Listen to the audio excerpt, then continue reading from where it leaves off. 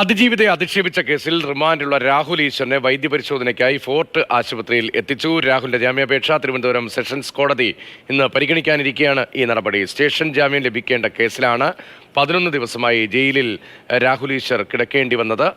ദിലീപിന് നീതി ലഭിച്ചതിൽ സന്തോഷമുണ്ട് എന്നൊരു പ്രതികരണം രാഹുലിന്റെ ഭാഗത്ത് നിന്ന് ഉണ്ടായി.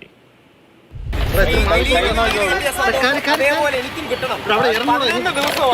11 ദിവസമായി ഈ ദിലീപിന് നീതി കിട്ടിയതിൽ സന്തോഷം. മാധ്യമങ്ങൾ ദയവായി ഞങ്ങൾ പറയുന്ന സത്യം കേൾക്കണം. സന്തോഷം.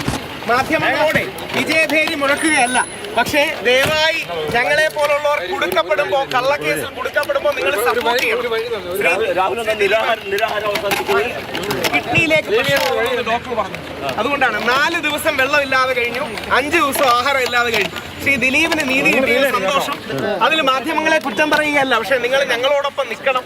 11 ദിവസമായി ആലോചിച്ച് നോക്കൂ. 11 ദിവസമായി സ്റ്റേഷൻ ജാമ്യം തരേണ്ട കേസാണ്. 11 ദിവസമായി.